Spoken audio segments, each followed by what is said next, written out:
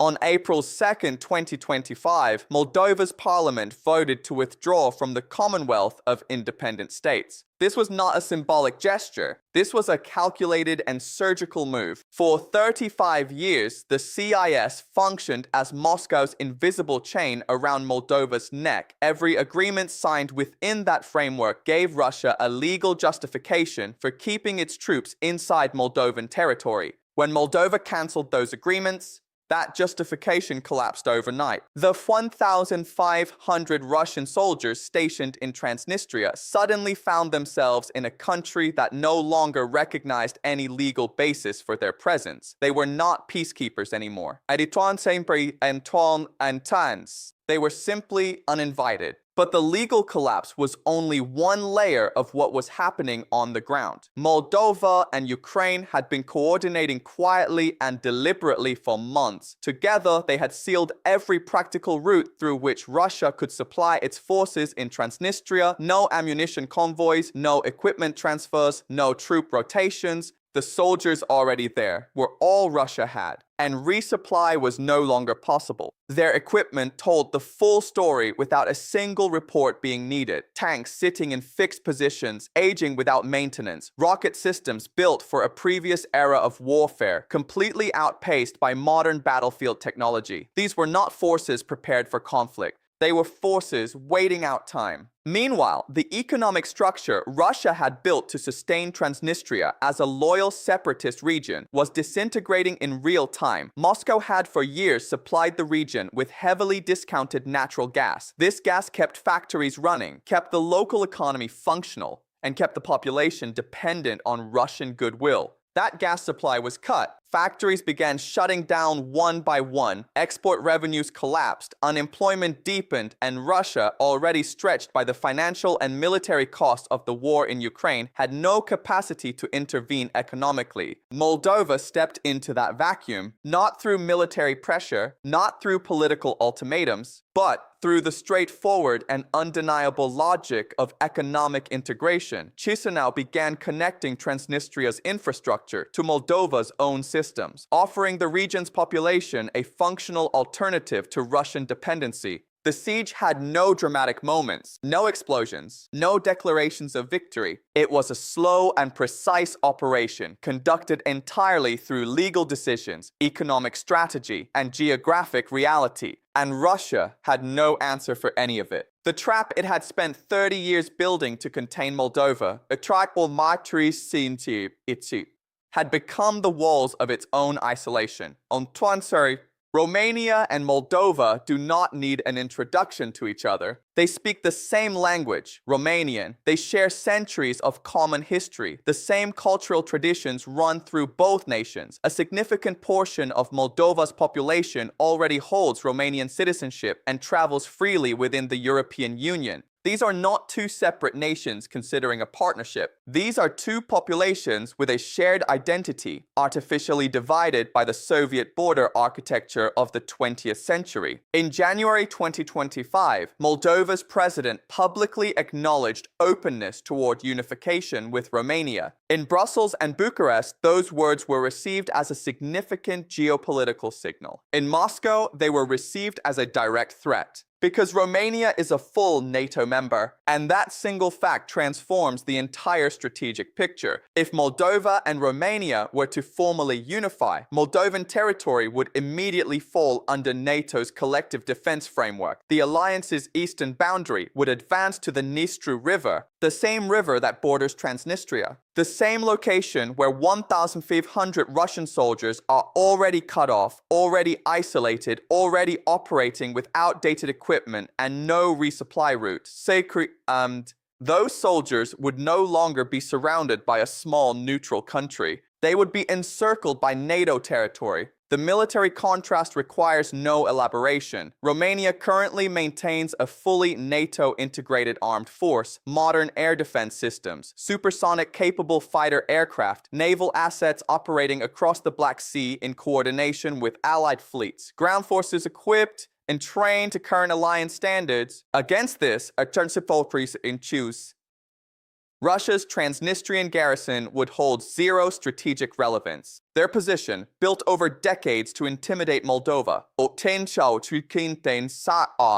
would become a landlocked pocket with no military value and no realistic path forward. Russia's response to even the discussion of unification has been notably severe. Moscow has openly warned that unification would threaten Moldova's existence as a state. These are not the measured statements of a confident regional power. These are the statements of a government watching its strategic foundation erode. And the implications stretch beyond Moldova's borders. A unified Moldova-Romania entity inside NATO would significantly alter Russia's strategic position in the Black Sea region. The leverage Moscow believed it had secured through frozen conflicts, energy dependency, and military presence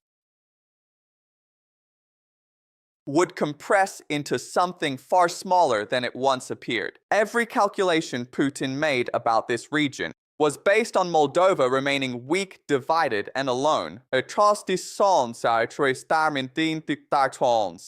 calculation is no longer valid.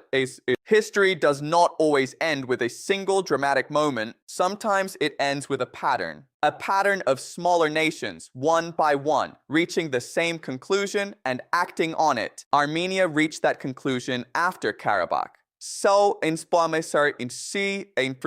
For decades, Armenia maintained deep dependency on Russian security guarantees. Russian troops were stationed along its borders. Armenia remained inside Moscow's military alliance, the CSTO, trusting that this relationship would provide real protection when a genuine crisis arrived. In 2023, that crisis arrived. Russia said nothing. It did not intervene. It did not fulfill the commitments it had made. It watched from a distance as Armenia faced the situation alone. That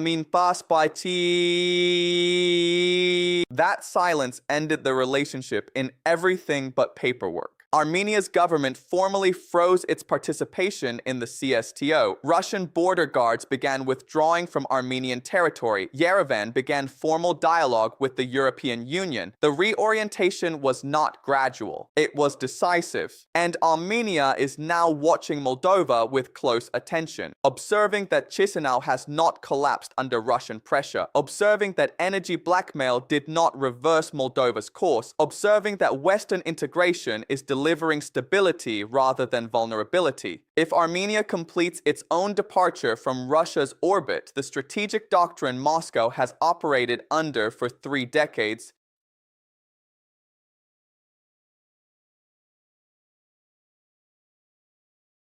will lose another critical pillar. Russia understands the trajectory, which is why the Kremlin has shifted toward hybrid tactics in response: covert influence operations targeting local officials inside Moldova, disinformation campaigns designed to slow Western integration, attempts to activate ethnic and political fault lines within Moldovan society. These tactics are real and they are being monitored. But there is a variable Moscow appears to be underestimating. Moldova's younger generation did not grow up inside the Soviet framework. They have studied in European institutions, built economic connections pointing westward, and developed a political identity that has no interest in returning to Russian dependency. Disinformation campaigns require a receptive audience, and this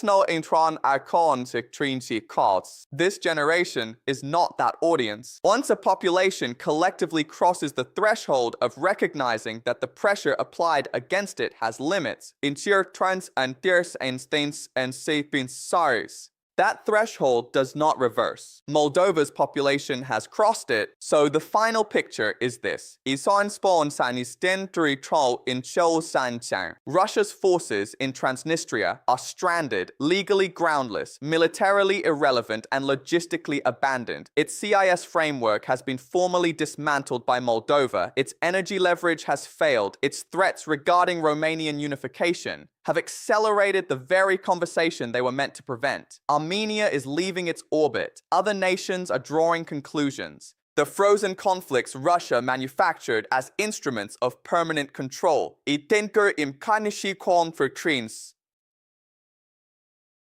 are thawing, not on Russia's terms. So, paritas alman pon pister. What is unfolding across Eastern Europe is the structured and possibly permanent unwinding of a regional order Russia spent 30 years building. It was not dismantled by a military offensive. It was dismantled by legal decisions, economic strategy, and the refusal of smaller nations to continue accepting terms they did not choose. Chotas and Tricesis. That is a more lasting defeat than any lost on a battlefield. The maps have not changed yet, but the forces deciding what those maps will look like have already made their choice.